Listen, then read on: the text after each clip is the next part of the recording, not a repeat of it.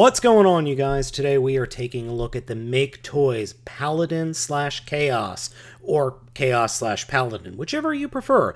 The box itself is very tiny, very thin, but so is the figure. The figure is a Power Core Combiner figure from a third party, specifically MakeToys. The box pretty much gives you everything you need to know. The figure comes with directions and several different things. So let's go ahead and get these guys out of the box and take a look. Wha-bam! Oh, that was easy.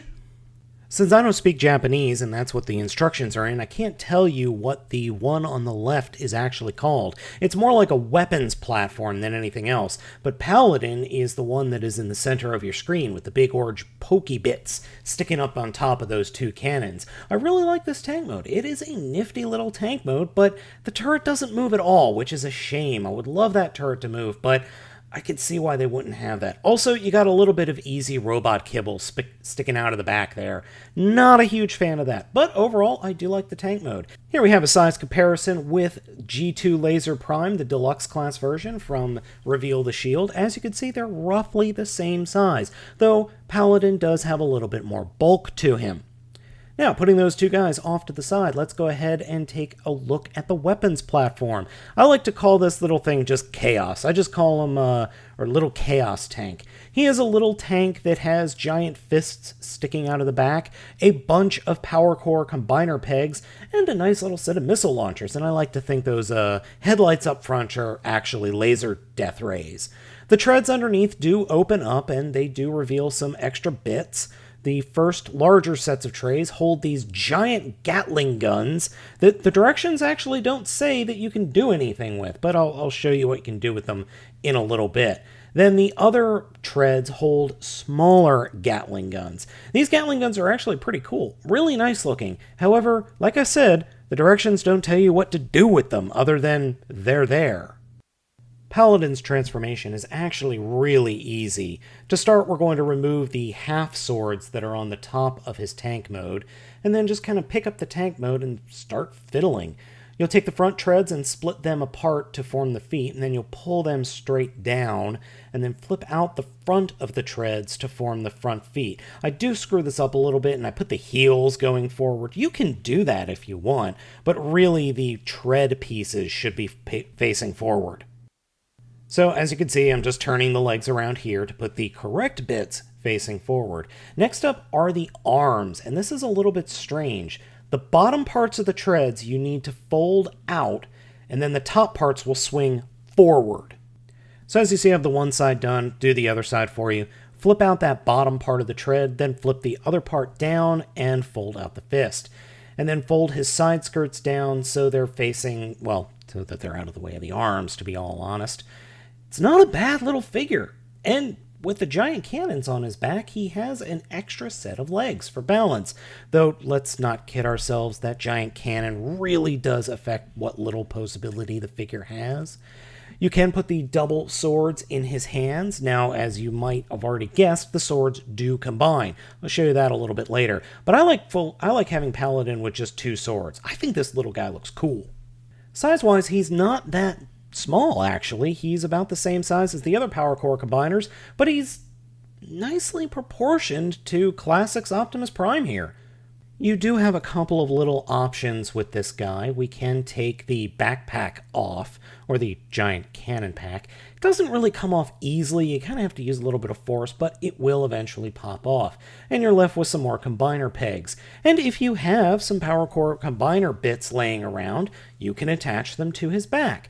Poseability, head is on a ball joint, though there is a little bit of a problem in that piece that my thumb is holding, my left thumb, actually is supposed to swing down, but I leave it there. All the other poseability is exactly the same, or is exactly what you think it is.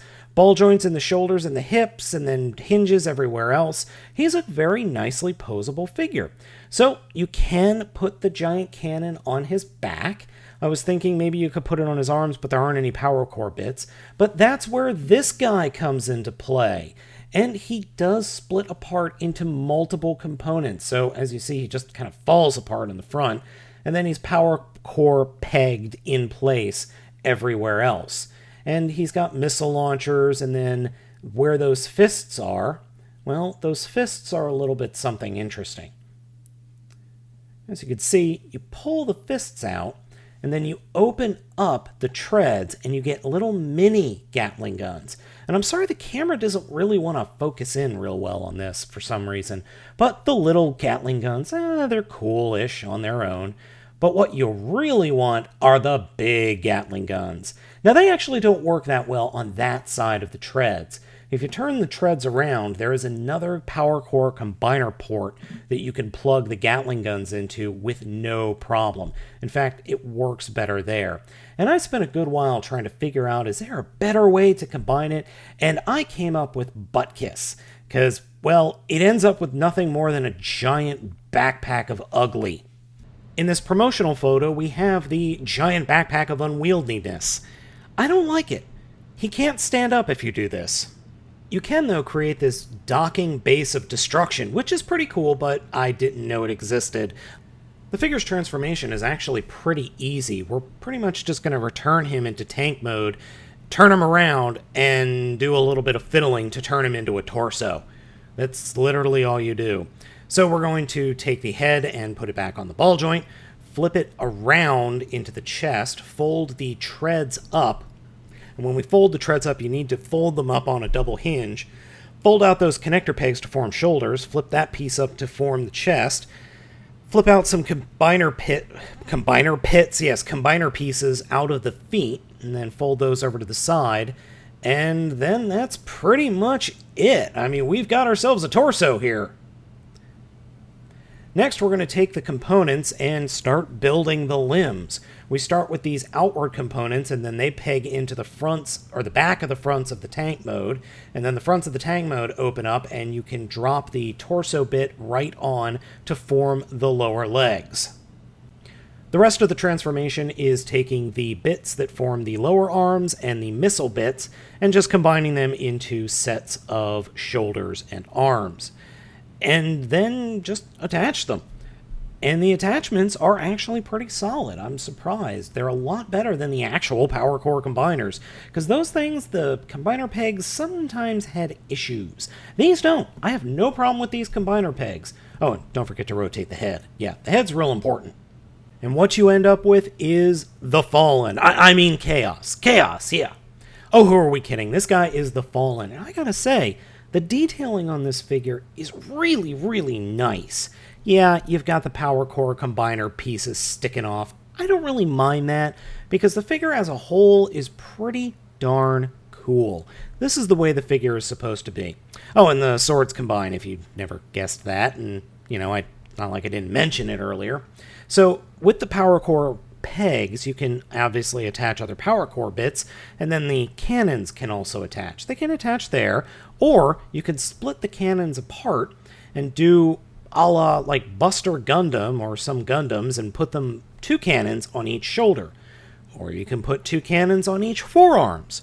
Or you can put 2 cannons on each leg. The possibilities are limited, but cool nonetheless.